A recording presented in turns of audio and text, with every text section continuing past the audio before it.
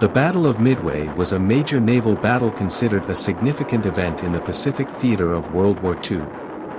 The battle took place between June 4 and 7, 1942, a month after the Battle of Coral Sea and 6 months after the bombing of Pearl Harbor.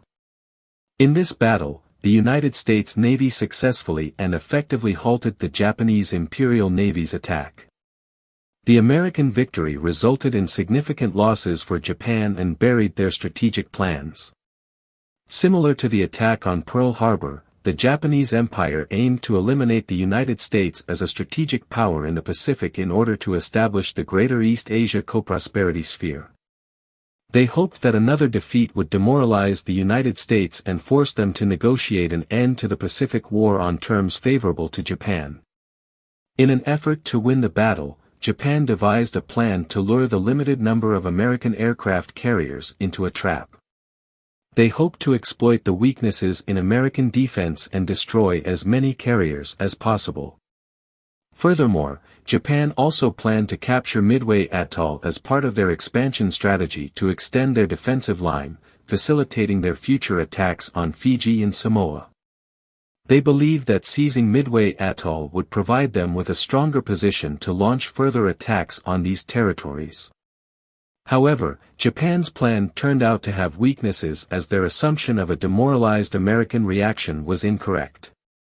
Additionally, Japan was not meticulous enough in decision-making and battle preparations. But before we proceed, I would like to ask you to subscribe first, so you won't miss out on other interesting historical videos. Once you've subscribed, let's continue. On the other hand, long before the execution day, American codebreakers successfully deciphered Japanese codes containing information about the date and location of the attack.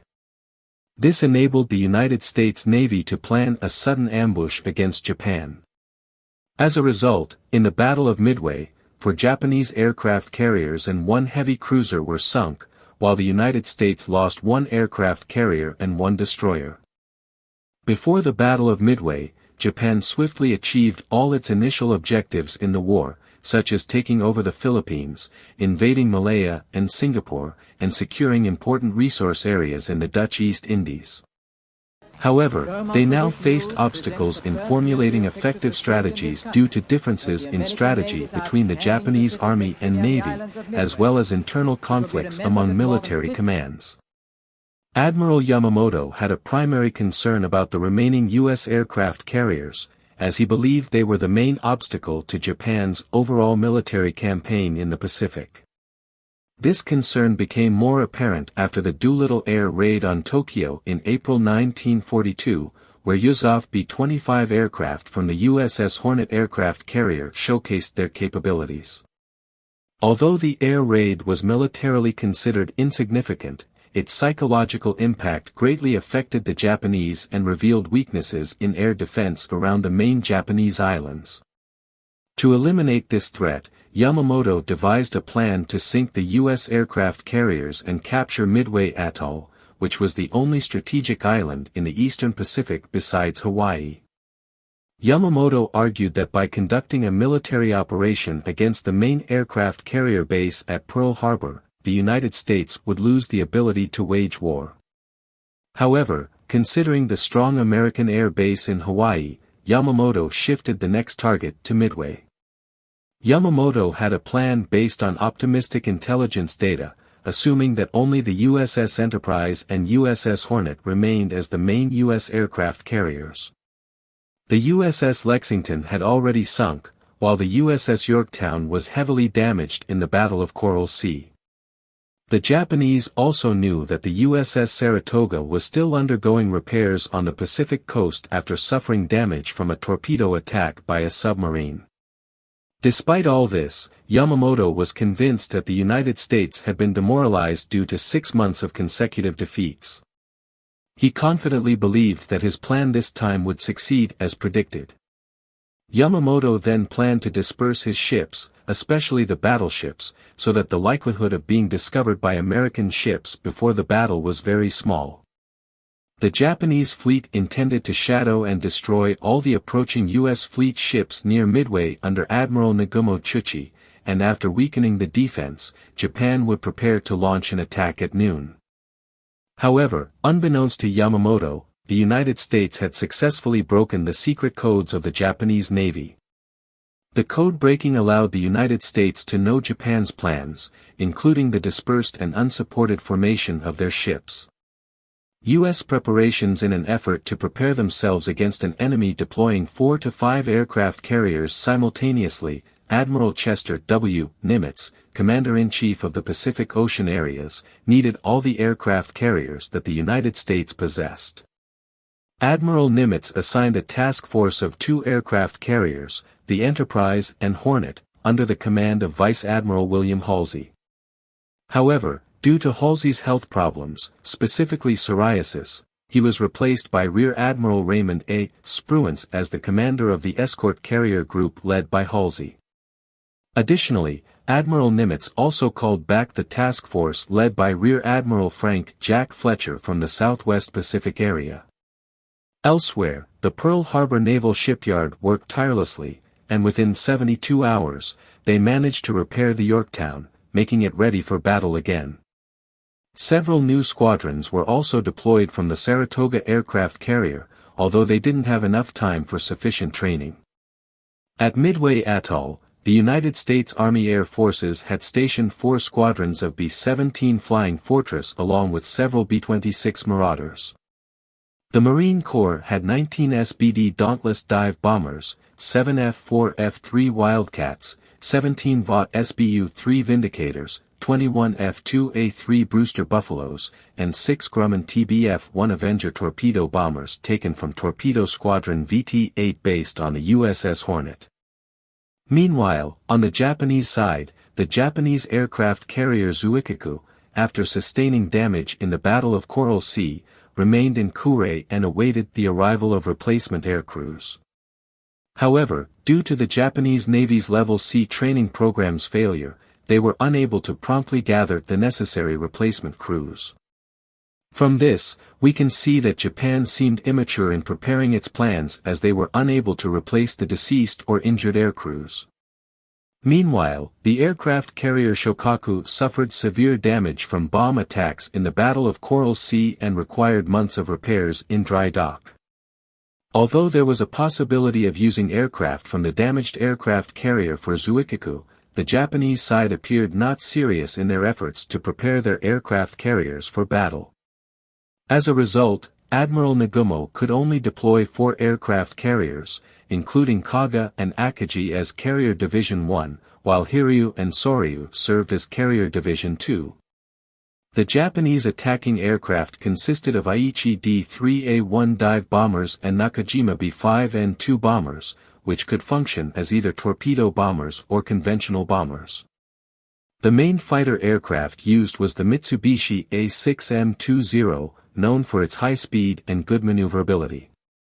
Meanwhile, the Kido Butai carrier group faced a shortage of flagship aircraft for combat. The production of D-3A aircraft had drastically decreased, and the production of B-5N aircraft had been completely halted, leaving no replacements for damaged or destroyed aircraft. As a result, Japan replaced the damaged aircraft with old planes that had been in use since November 1941. Although well maintained, these aircraft were already old and increasingly unreliable. To make matters worse, strategic intelligence preparations by Japan did not go well before the battle. The Japanese submarines that were supposed to form a defensive line arrived late. As a result, the U.S. ships managed to reach their rendezvous point in the northeast of Midway, known as Point Luck, without being detected by the Japanese. However, despite the unplanned circumstances, Japan was able to intercept and monitor increased submarine message activity from the U.S. through radio wave interceptions. This information was relayed to Yamamoto before the battle began. However, due to the inability to change plans and Yamamoto's presence on the Yamato, Nagumo was not informed about the increased U.S. submarine activity for fear of revealing their locations and assuming that Tokyo had already informed Nagumo about it. On the other hand, Lieutenant Commander Joseph J. Rockefort and his team at HYPO successfully confirmed that Midway was the next target of the Japanese attack, with either June 4 or 5 as the attack date, and provided Admiral Nimitz with complete data on the composition of the Imperial Japanese Navy forces. As a result, the United States entered the battle with accurate knowledge of the location, timing, and strength of the Japanese forces, as the Japanese fleet was divided into 4 task groups and the attack would come from aircraft carriers protected only by a small number of fast ships. According to Admiral Nimitz's calculations, the forces of both sides would be balanced, with Yamamoto's 4 Japanese aircraft carriers facing 3 American aircraft carriers plus the air base at Midway Island. With the success of the codebreakers, the United States was now able to anticipate the attack, while Japan remained unaware of the true strength built by the United States. Anticipating the approaching Japanese fleet, the United States deployed 9 B-17 aircraft based in Midway, which took off at 12:30 on June 3. After 4 hours of flying, they spotted the Japanese transport fleet about 570 miles to the west. Despite being fired upon by anti-aircraft bullets, they managed to drop bombs. Unfortunately, all the bombs missed their targets accurately and caused no serious damage. After midnight, around 1 o'clock, the ship Akabano Maru became the first victim after being hit by a torpedo launched by a PBY amphibious aircraft. Then, at 4:30 on June 4, Vice Admiral Nagumo launched the first attack on Midway by sending 36 Aichi D-3A dive bombers and 36 Nakajima B-5N torpedo bombers, commanded by 36 Zero fighter planes to provide air protection. At the same time, Nagumo also launched 8 reconnaissance aircraft. However, due to poorly organized reconnaissance plans and bad weather, the U.S. radar detected the enemy within a few miles and immediately sent interceptor aircraft to engage them. The first attack occurred at 6:20, with Japanese aircraft bombing the U.S. base at Midway, causing heavy damage. Marine fighter pilots based in Midway flew older aircraft such as Grumman F-4 F-3 Wildcats and Brewster F-2A-3 Buffalo. They engaged the Japanese aircraft and suffered significant losses, although they managed to destroy 4 Japanese bombers and damage 3 Zeros. The Americans lost a total of 3 Wildcats and 13 Buffaloes. The second air attack was then aimed at weakening the defenses at Midway before the Japanese invasion force could land on June 7. After the airfield at Midway was attacked by the Japanese, U.S. bombers that had taken off before the attack made several strikes against the Japanese aircraft carriers. These aircraft included 6 TBF Avengers, with crews who were involved in combat for the first time, and 4 Yuzak B-26 Marauders equipped with torpedoes. Upon seeing the American planes launching a counterattack, Nagumo decided to launch another attack on Midway, despite this decision contradicting Yamamoto's orders stating that reserve aircraft should be prepared for use in attacking enemy ships. At 7:15, Nagumo ordered the reserve aircraft, which were equipped with torpedoes, to be armed with ground bombs. However, at 7:40, delayed reconnaissance planes from the tone signaled that they had spotted a sizable American naval force to the east.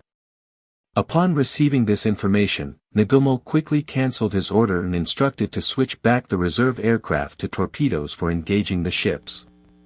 Although Nagumo made a fatal mistake by switching ammunition, as it took a significant amount of time and made his fleet vulnerable to enemy attacks, the reconnaissance report reached Nagumo's hands at 8 o'clock, so the ammunition switch had already been partially carried out. While Japan was in a dilemma, American aircraft based on aircraft carriers had already been dispatched. Admiral Fletcher, who commanded the Yorktown, ordered Spruance to attack Japan when it was deemed feasible. Spruance immediately gave the order to launch the attack around 6 o'clock and assigned Commander-in-Chief Halsey and Captain Miles Browning to plan the attack and oversee the departures.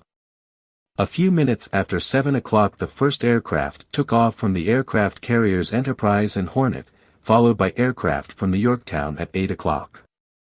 Under Spruance's command, the aircraft were given a crucial second order, which was to attack the targets and engage the enemy as quickly as possible using everything available. However, the impact of this decision was that the American attack was unplanned and reduced the effectiveness of the assault.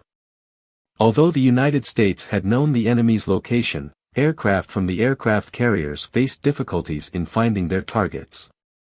Finally, at 9:20, they spotted the Japanese aircraft carriers and initiated the attack. The attack began with Torpedo Squadron 8 from the Hornet, followed by Torpedo Squadron 6 from the Enterprise at 9:40. Unfortunately, without fighter plane protection, all TBD Devastator torpedo planes from Torpedo Squadron 8 were shot down without successfully inflicting damage on the enemy ships. Japanese Mitsubishi A6M20 fighter planes, armed and with high speeds, swiftly eliminated the poorly armed, unprotected, and slow-flying TBD Devastator planes. However, their attacks succeeded in keeping the Japanese aircraft carriers busy and unable to launch counterattacks, while also depleting the ammunition and fuel of the Japanese Zero fighters.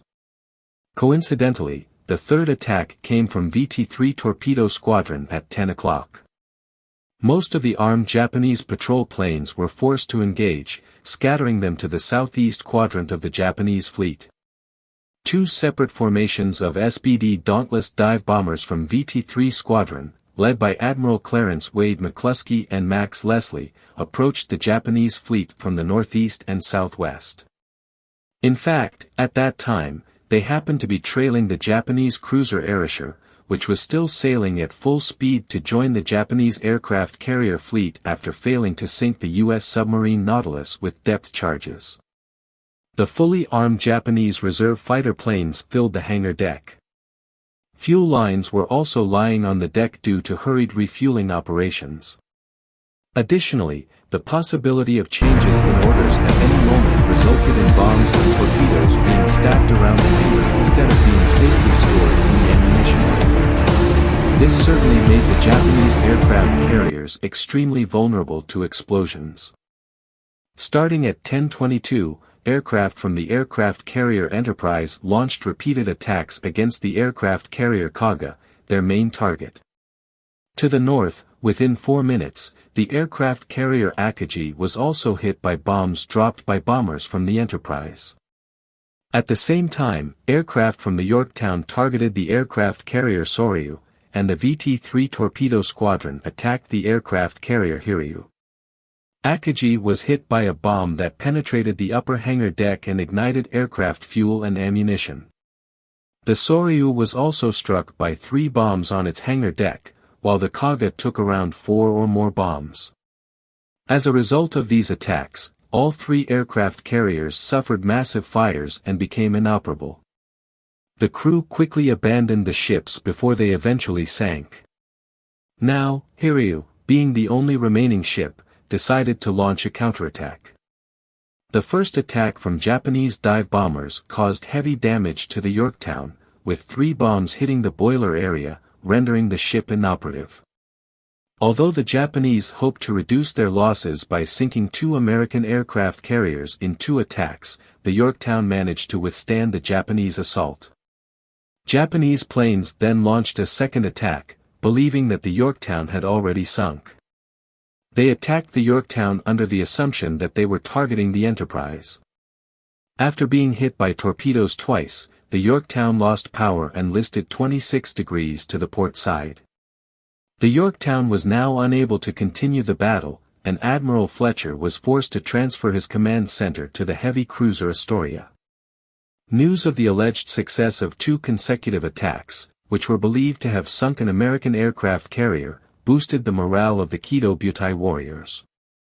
The remaining Japanese aircraft were gathered on the aircraft carrier Hiryu, prepared to attack the remaining American aircraft carrier, which, according to the Japanese belief, was only 1.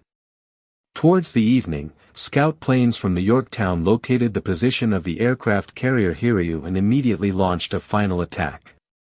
Their accurate attack set the Hiryu ablaze. Vice Admiral Yamaguchi chose to go down with the ship, sinking with the Hiryu and causing Japan to lose one of its finest sailors. As the day grew dark, both sides assessed their losses and made temporary plans for the continuation of the battle.